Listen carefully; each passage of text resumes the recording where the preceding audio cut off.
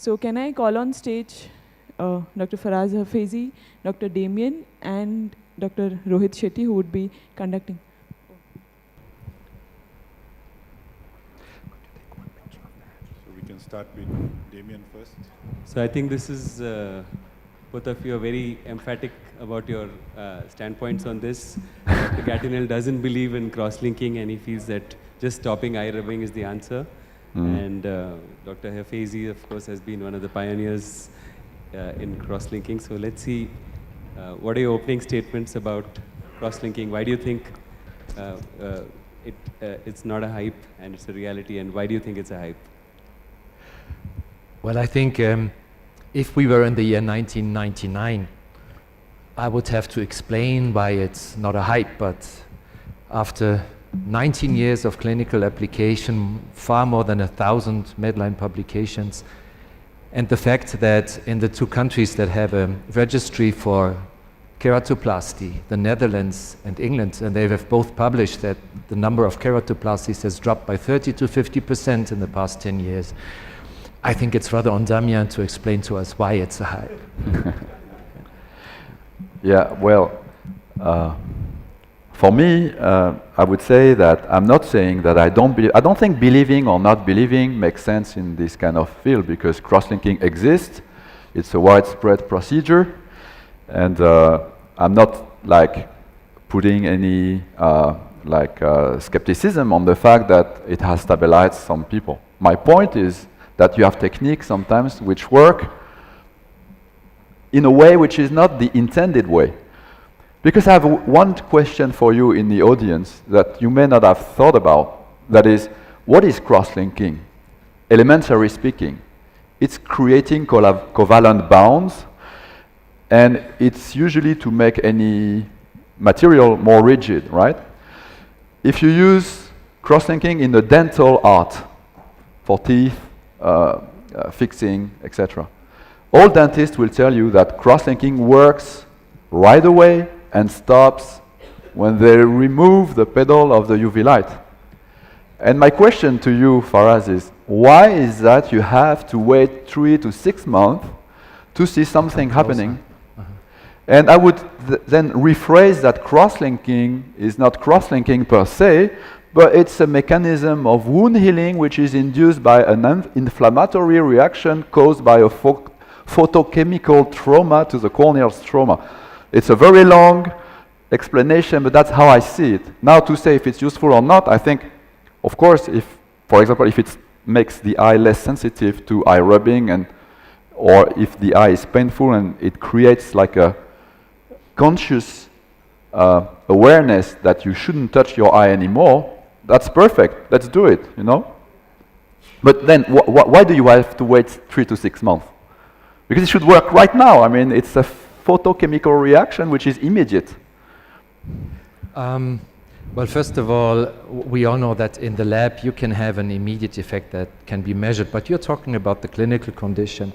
And what I really liked about this talk is that it forced me to rethink my own arguments, because your hypothesis is quite provocative, which is good.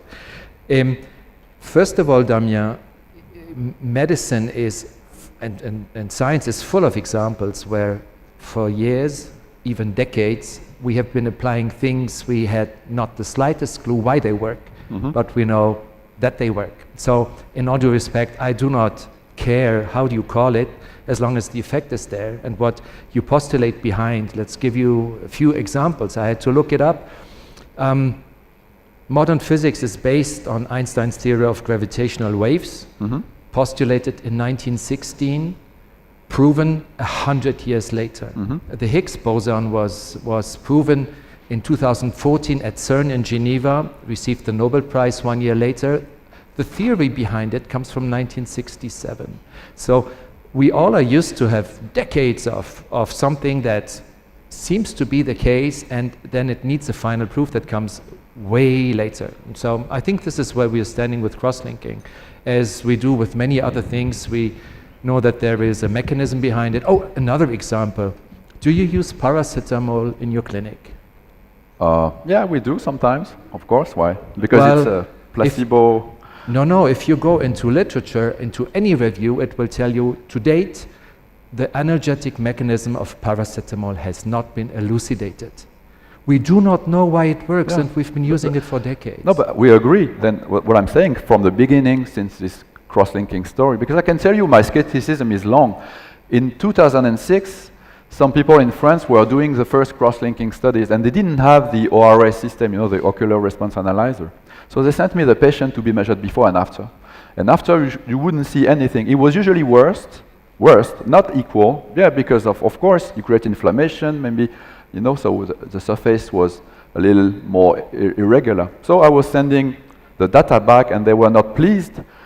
And my point was that, okay, now we don't see any more rigidity, which is the first goal of this procedure. We should maybe revise the procedure. But they concluded completely differently, say, your instrument doesn't work. I think, is this scientific? Are we, as doctors, should we go this way? And taking the paracetamol is exactly a good example. It's like you expect the fever of someone to go down. So you have a thermometer, you measure it, 38.5 Celsius, take the paracetamol, measure it, 38.6, 38.4. Oh, your thermometer doesn't work. That's what I received at that time. So since then, I'm not saying you should do or not do cross-linking. I mean, that's not the, but we should more focus on how it works, because as you say, you know, Einstein started his thinking because at that time, the theory of space and things did not predict what was observed. And that's exactly why, in the same vein that you are explaining, we should revise the understanding of cross-linking instead of waiting any confirmation of a hypothetical effect, because what we may find is that it may work in some ways which are not due to any reticulation, which has never been demonstrated, by the way, really, and for a clinical evidence of strengthening, which has never been demonstrated in vivo. Of course, in vitro cross-linking works. My shoes are cross-linked, leather is cross-linked, but in vivo, it's not achieving that goal. It may achieve satellite goals, some of them desirable in this context, but not the rigidity. This is something I want you to see. Why aren't we not getting this? In vivo, because in vitro it works. I think this would have been true, and everything that Damien has just said would be valid until Giuliano Scarselli. Your argument is that we don't have technology sensitive enough to pick up the signal, and you're right with the aura, you're probably right with the corvis. But again, what we have discussed before in physics was that for many years we had a valid theory, a whole construct based on it, and it took time to prove it. Same thing here. Now we have Brilliant microscopy, and we can measure in vivo the effect that you wanted. I suggest you revise your Defeat Keratoconus, very nice website, by the way, but you have to revise your whole thinking, because you base it on the mechanism cannot be, the effect cannot be measured. That's not true anymore. With Brilliant microscopy, we can measure humans well, I was in vivo. at ARVO and we just showed that LASIK Extra does not work. Yes. And you say that the effect cannot be measured and the mechanism is not elucidated, and I gave you a bunch of explanations in other fields of science. The third one you mentioned, I had to read your very interesting keratoconus sine qua non. You said there is no Cochrane review on keratoconus. That's the reason why, on cross-linking, that's the reason you shouldn't do it. There is one. There is one. There is a review that says it's negative. Exactly. Now, anybody doing plastic and reconstructive surgery in the room? Oculoplasty surgeons. Oculoplastics? Yeah. You should stop exerting your profession because there is not a single Cochrane review on the effectiveness of your surgeries. There is one on acupuncture effect on sty, though. You may continue treating styes with acupuncture. So you have to bring up better arguments. I just wanted to ask one question to Dr. Gatinel. Let's say you have a patient with keratoconus and you advise him to stop eye rubbing, and he follows your instruction, no eye rubbing. And you follow up and you find there is progression. What do you do for that patient? But that never happens. No, but this is why we put that website, because how can I convince people? I mean, I'm not crazy. I don't need cross-linking to be famous. I have many other things in my thing. No, I created the first trifocal IOL. With this, I'm happy for the rest of my career, right? So if I'm here standing trying to convince people, and I know I'm swimming against the flow, I know that. But again, to me, I'm a simple mind. I'm very simple. You have a procedure which is made just for making a tissue stiffer. There's no way to demonstrate any stiffening, but the instruments you use are very good to demonstrate stiffening. You do a LASIK, pre and post ORA system, signals will show you that something happened. You do a PTK for 10 microns, sometimes it's even showed on the Corvis or ORA, right?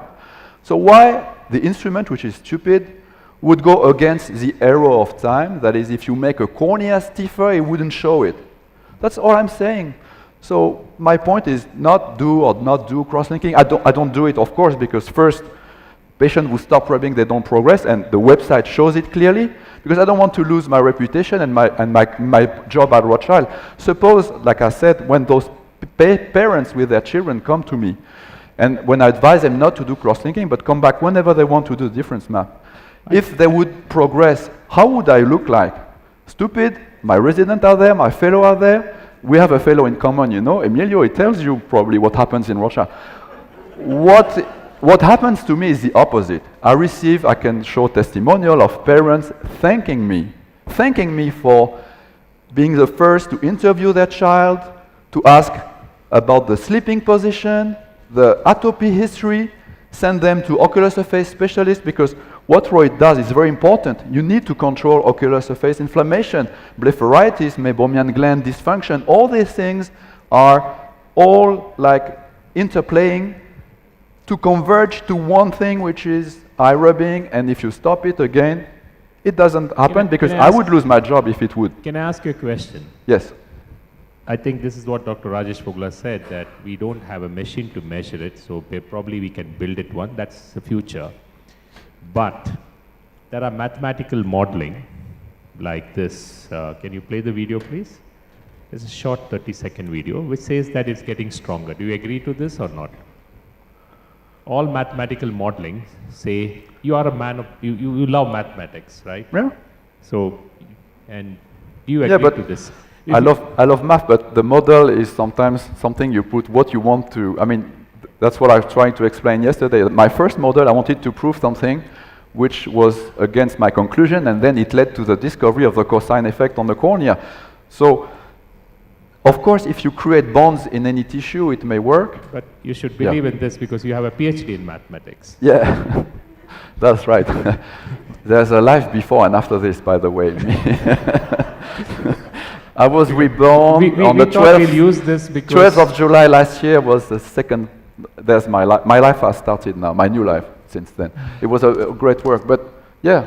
Like Zonicky polynomials is a mathematical construction, which is not really... That's mathematics. Yeah. This is also mathematics, so we should believe in this. Have you noticed how much this guy has to fight to defend his theory?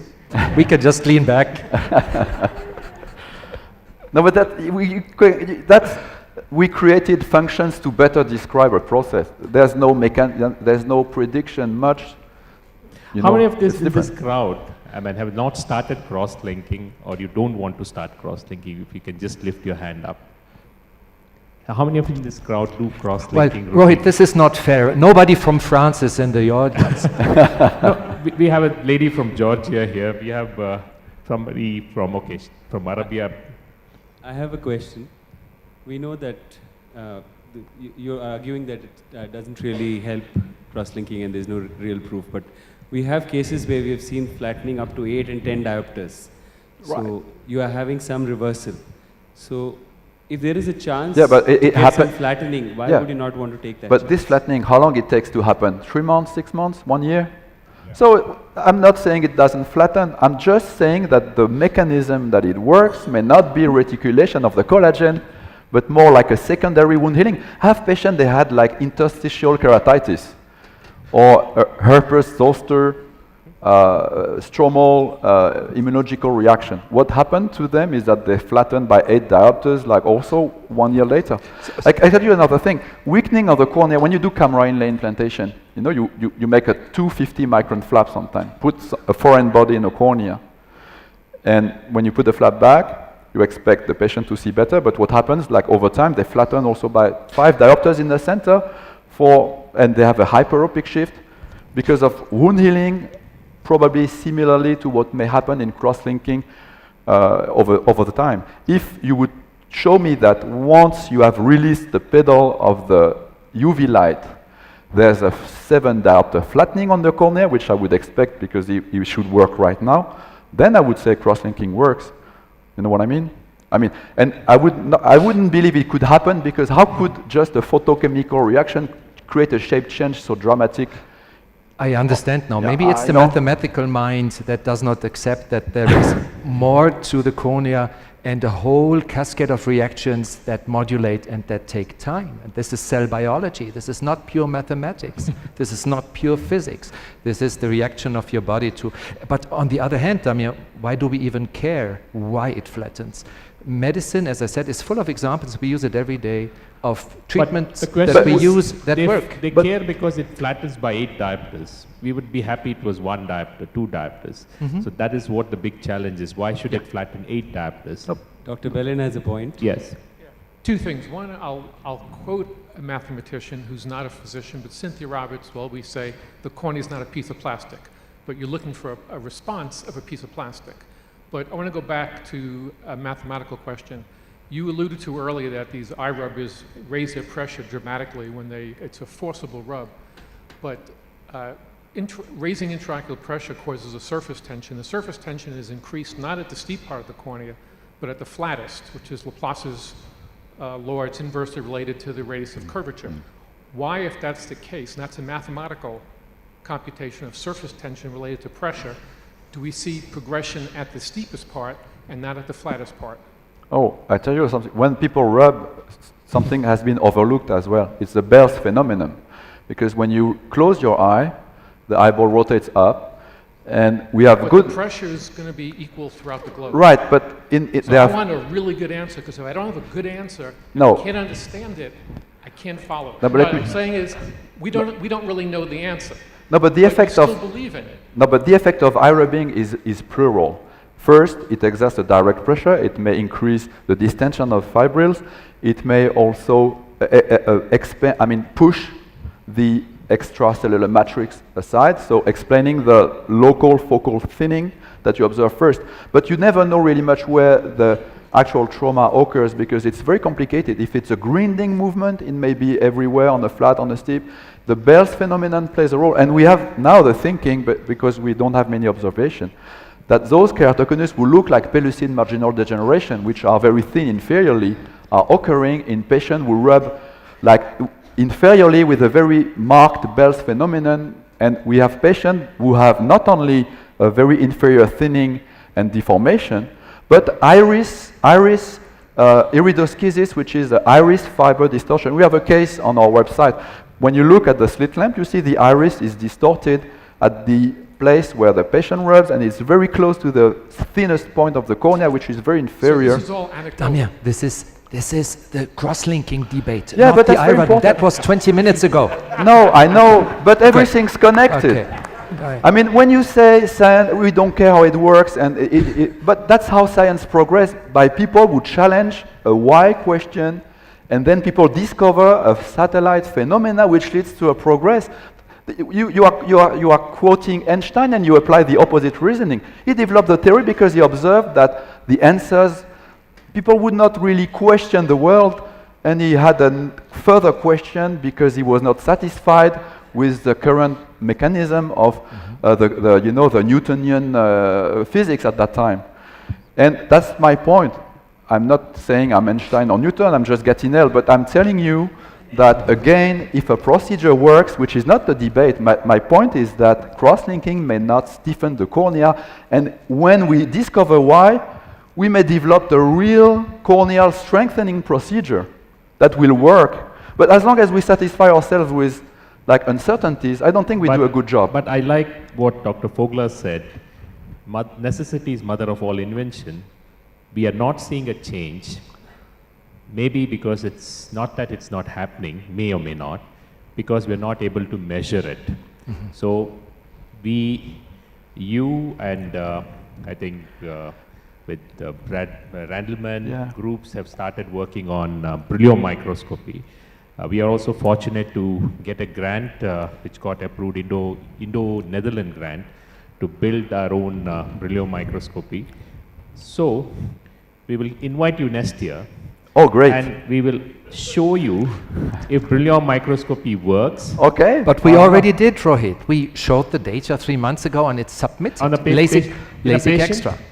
Patients have been started to be measured at USC. Yeah. The challenge of Brilliant microscopy, I think he would also agree, is the present generation one takes slow. a hell a lot of it, and it's slow, it's not repeatable, and it's got its problem. Am I right? Yeah, I hope you can show it, because I was at Arvo and I was browsing the poster, and there's a brilliant study, but it was on refractive surgery, and the fellow asked, of course you've done cross-linking evaluation. She said, yes, I did. And say, what did you see? She said, we are still working on it. Say, but did you see any strengthening? She said, not really, but we have only 20 patients, so we are waiting to include more. And the second thing is because I like your Einstein thing. At the time of Einstein, people were thinking that emptiness cannot exist, so the universe would be plunged into what they call the ether, right? And they've made so many measurements to measure that ether, until people like Einstein say, no, there's no ether, because, and people will say, oh, instruments doesn't work, we cannot measure ether, and emptiness is impossible. Emptiness has been shown to be possible after like centuries of people trying. Brilliant people like Newton believed in ether, Descartes believed in ether, many people until Einstein and maybe a few others would decided that because we can't measure it, finally we have to admit there's maybe no ether. So maybe they are not. So with this reasoning, yes, you wouldn't have given any penicillin in 1952 because it took another 20 years to decipher the mechanism. You would have had everybody die of an infection because penicillin's mechanism was not elucidated. That's exactly the same. No, I know, but penicillin goal is to kill a germ. If you take germs like in a box and you put penicillin, they die. Yeah, but the effect was not measurable and was not explained. No, it was measurable, but because it well, was we measure working. too. We measure an arrest in ectasia. You can say that washing your hands prevents even more people from dying than taking penicillin, and you are right. Maybe. And this is why eye rubbing is a trigger. It is an important trigger. Nobody defies it. We'll go back to ectasia. For post-LASIK ectasia, we know that sometimes they can progress rapidly. And yes, eye rubbing may be a factor, but it may not be. So do you believe even post-LASIK ectasia is essentially eye rubbing, or these are different and these would probably qualify for a cross-linking? Yeah, based on my observation, and we have had many cases lately, especially the late onset ectasia, because there are two ectasia types. The one which is completely unpredicted, like you showed yesterday, and the one which before the surgery you could see like the cornea was not good.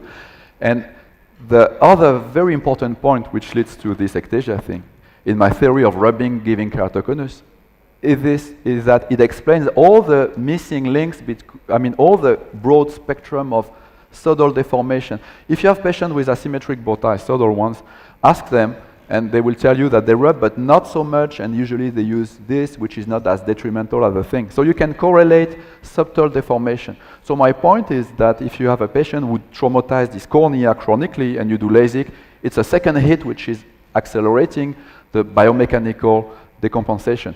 If you have a patient, my patient with ectasia, usually they have a good, they sleep on the side, they develop ectasia, they rub more the eye on which they developed ectasia. So you can ask something. I don't do cross-linking after ectasia, I just say stop to the rubbing and it works. And again, I don't want to have problems. If it wouldn't work, I wouldn't do it. We'll take one last question and break for lunch. No, it's not a question, it's actually a comment. Okay, I'm just trying to be very objective here. It just bothers me a bit that Dr. Hafezi is saying that because cross-linking is something which we are not so sure about, but because it's working, right? So we should continue, plot on, and try to find evidence to show that it works. Is that what you're saying? Could you say it again, please? Okay, so what I'm saying is I'm just a bit bothered. Dr. Chan is co-editor of defeatkeratoconus.com, by the way. She's not partial. Okay, but that's not fair. It's public knowledge. Yeah. Okay, so, but, well, I'm co-editor because I think I believe in what is being mentioned in the website. But basically, it bothers me. I mean, to be very scientific, I think it's important to be very objective here. So you're saying that because Panadol works and in the past or currently nobody knows how it's working, or penicillin for many, many years, no one knew how it worked. But eventually, we all use it right now. So you're saying that for cross-linking, we should actually go along the same path and invest and carry on doing this procedure simply because we are seeing an effect in some patients, right? Is that what you're saying? Yes. Okay, but the problem with this kind of mentality is sometimes you will close your mind to what may be an alternative treatment for keratoconus, all right?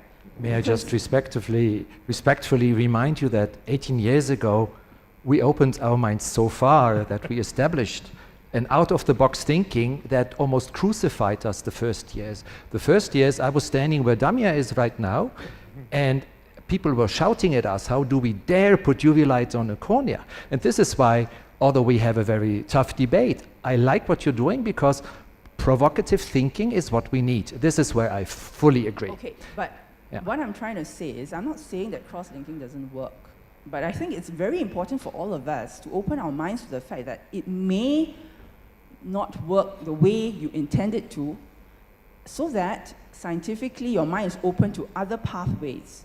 So I don't think you should actually dismiss what Damien is saying, because he may be right. You may be right, he may be right, because at the moment there's no concrete evidence that cross-linking actually stiffens the cornea. What we see, what we know, is that it flattens the cornea, and that may be because the epithelium is removed. That's why epi-off cross-linking is more effective than epi-on. In fact, when you do an epithelial removal, because of modulation of the healing of the epithelium, there's natural flattening, which is why the flattening occurs over time and not immediately. So I think it's very important to open our minds to alternative pathways and alternative That's means. the reason we have been last 2 days, last 24 hours, we've been discussing a lot of probably alternative pathways of healing. For me, I'm not like Damien. I do not totally not do cross-linking. So this is how I manage my patients with keratoconus.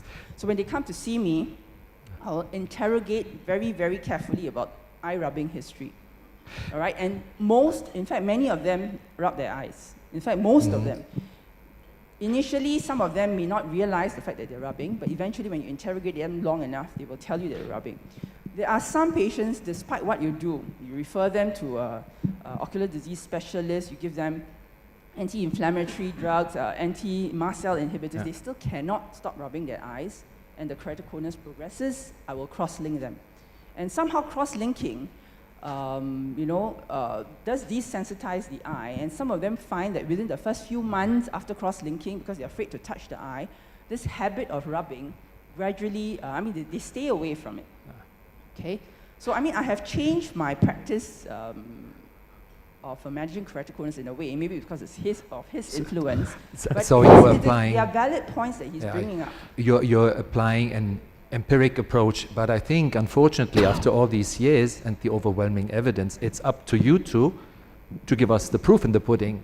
Show us why your theory is correct, and I will be the first to adopt it. And I think of all congresses I visit throughout the year, this congress is the one that needs the least reminder of being open and innovative and open to new ideas. With time, this thing about eye rubbing, you say it's anecdotal, that's true, but with time, it may be possible to prove it eventually, but we need to open our minds to it. I think that's the most important thing. Take-home point is we open the minds, come back again, and find what's new. Exactly. And last thing, the biggest challenge for us about this new technology, Brilliant, is as a friend of French, I want you to tell us how do you pronounce? Because it's a French word and each one pronounces it and we don't know French. Okay, wait, so we can do all together. So we say Brillant, Brillant, Brillant, Brillant, No, but you know, I knew how to say it, but because now people are saying it with other accent, it's difficult for me to say it in French now. I'm saying like more brillouin or brillouin, but it's brillouin. And I would like also to just add something, not to extend the debate, but just to thank you, Rohit, and thank you, Farhad, for being very open-minded to create this debate, because it's not everywhere that you can. Yeah, but I know many colleagues, they are like, they don't want to listen things that may not go with their way of thinking, and I think you are very great colleagues, and what you do in your fields, both of you, is remarkable, and I will always admire you for this, but the fact that you can also accept contradiction and challenging is even the step further, and thank you for having these things. Thank you. And also, sur le handshake. Merci. Let's have